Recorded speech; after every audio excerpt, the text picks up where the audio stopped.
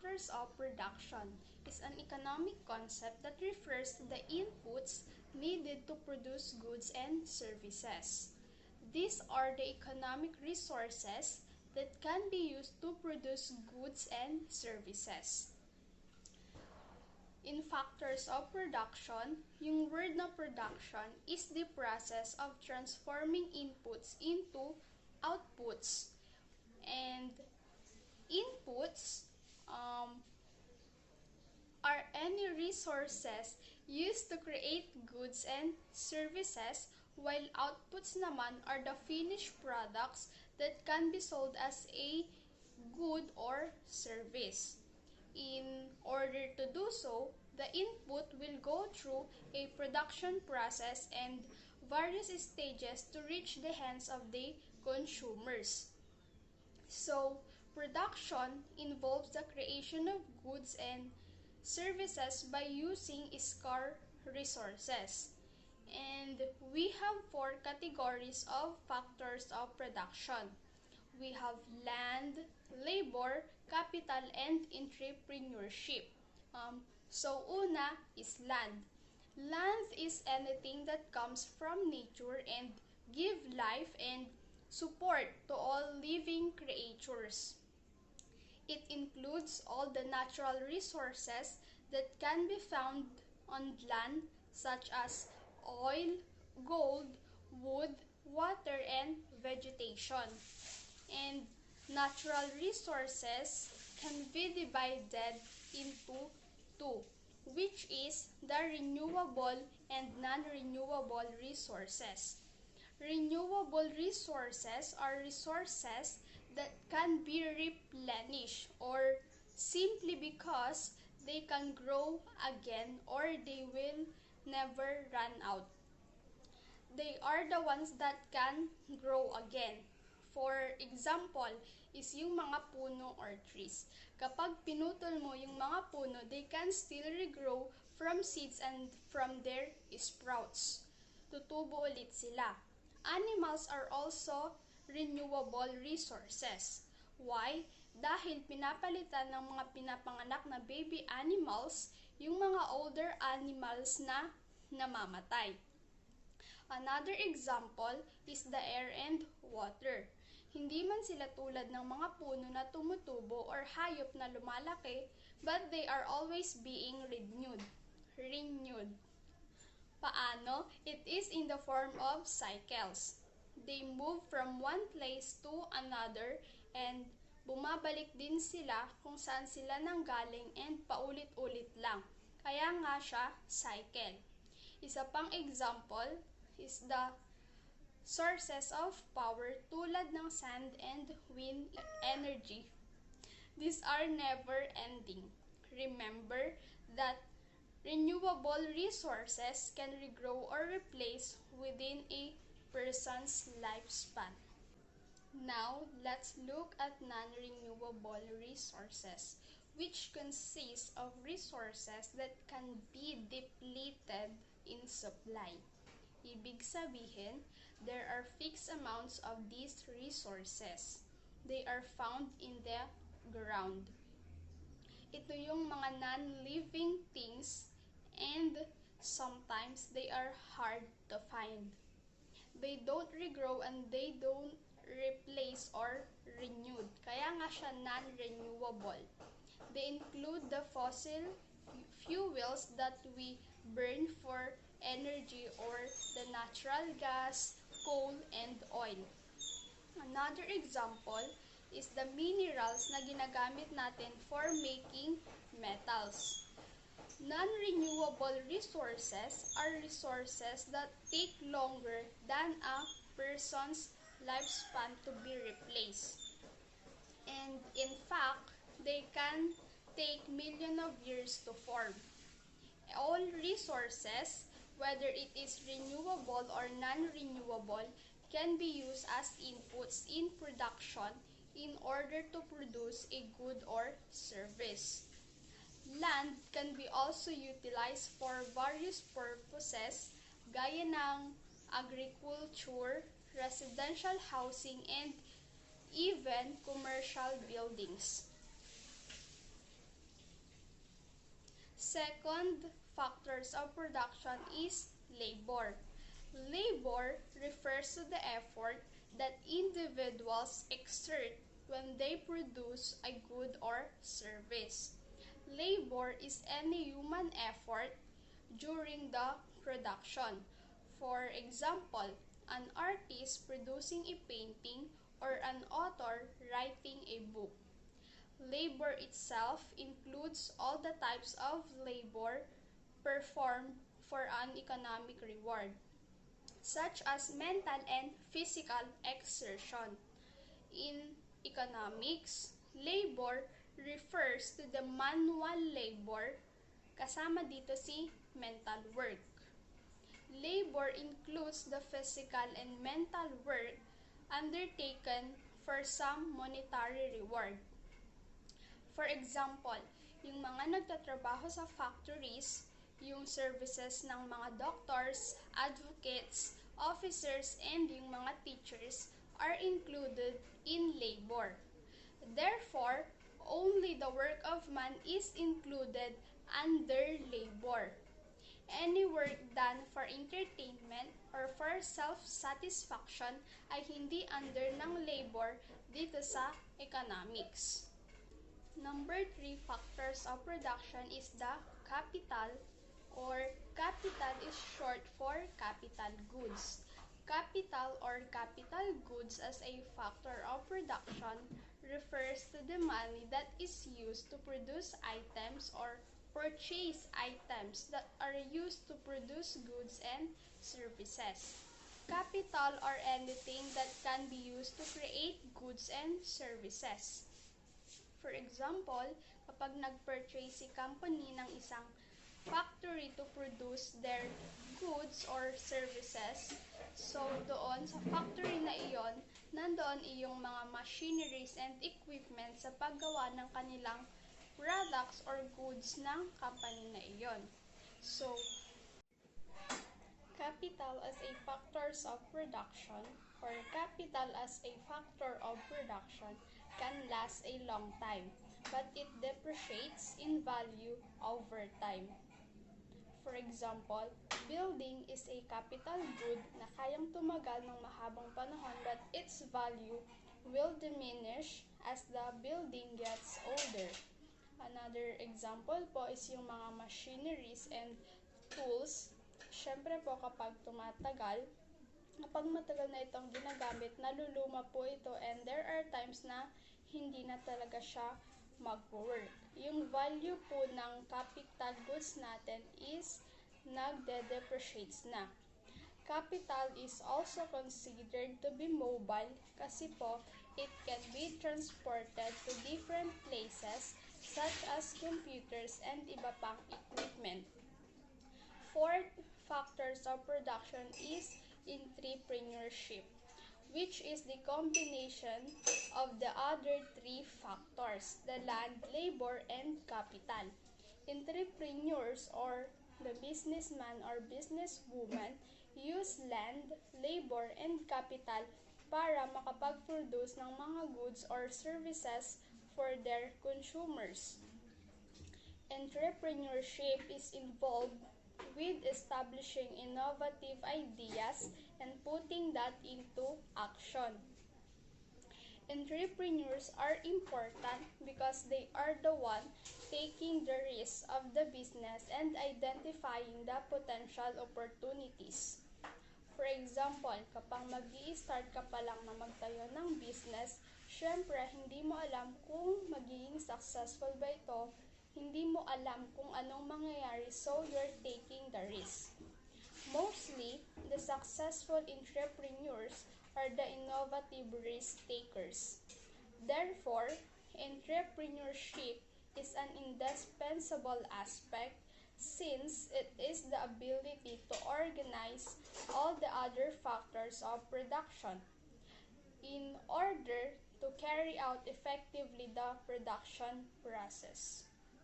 Institutions can be formed in two ways. It's either informally or informal. First, informal institutions are defined as morals, values, conventions, norms, traditions, codes of conduct, habit, attitudes, and beliefs. They incorporate culture in general, and so therefore the societal value system. Hence, the term informal institutions is used as a substitute for culture or cultural factors. The corresponding transmission channel is the individual himself as informal institutions. Informal institutions affect economic development on an aggregated level through their influence on people's behaviors. So, that is informal institutions.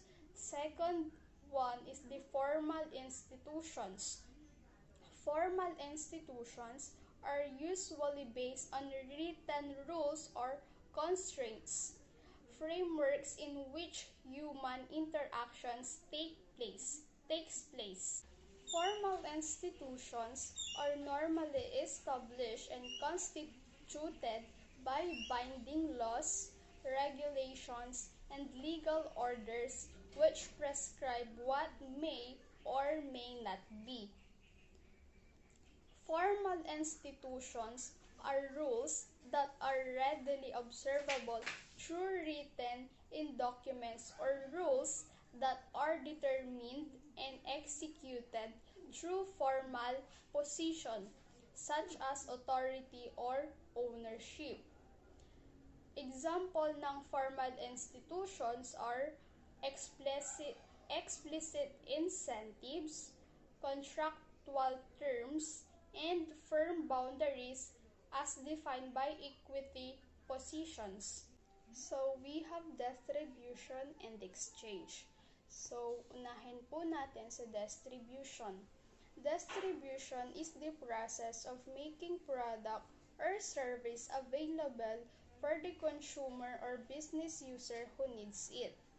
From the word itself, distribute.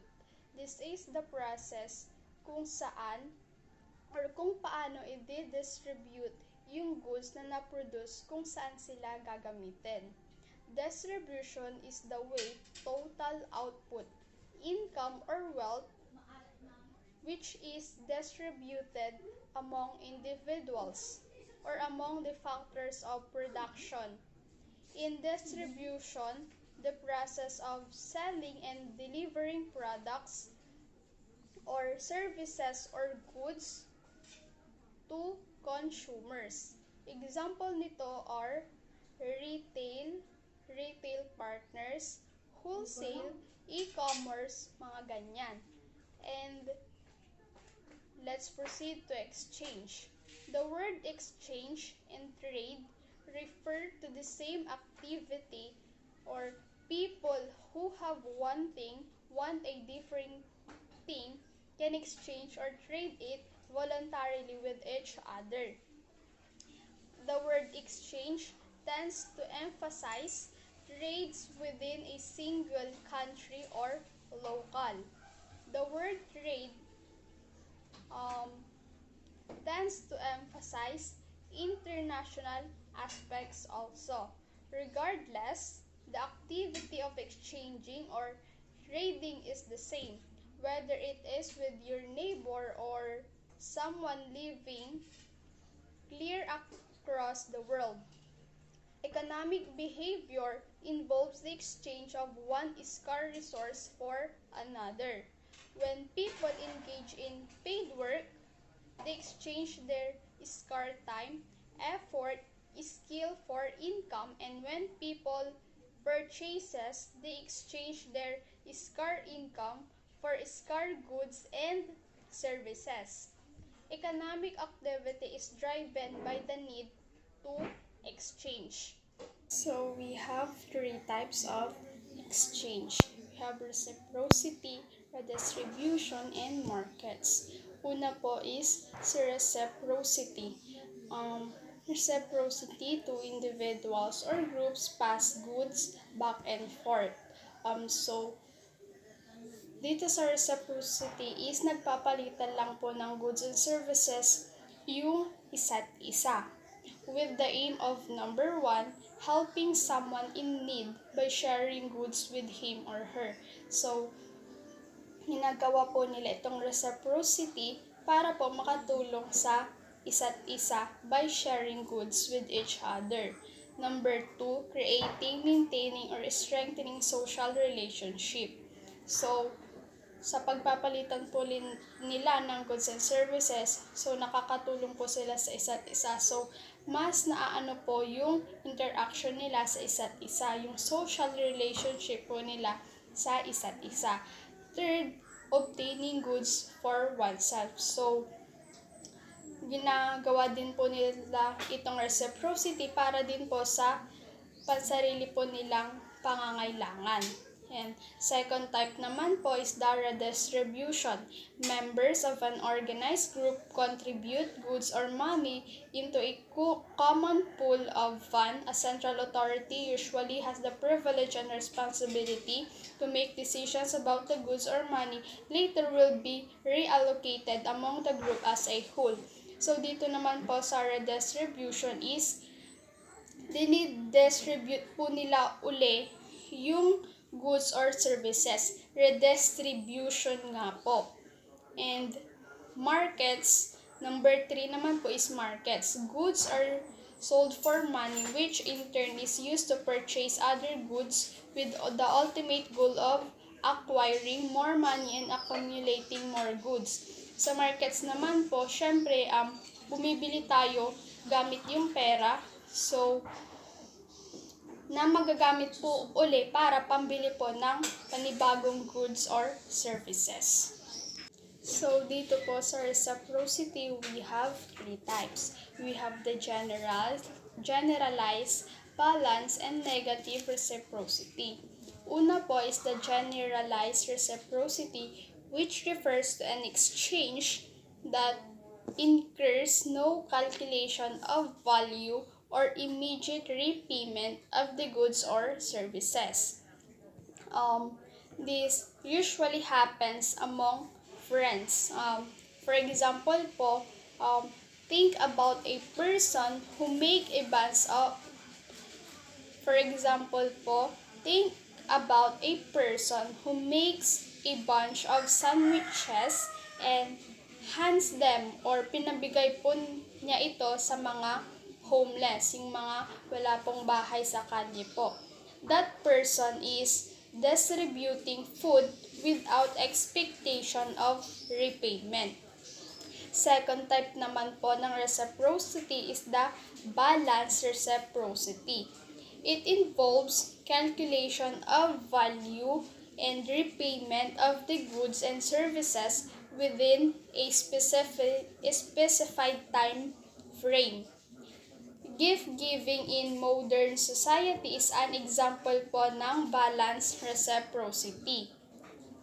As adults, when gifts are given, there is an expectation that we will receive a gift of equal value in return at a fixed point in the future. For example po, kapag naka-receive po tayo ng gift from our friends, nag-i-expect din po tayo na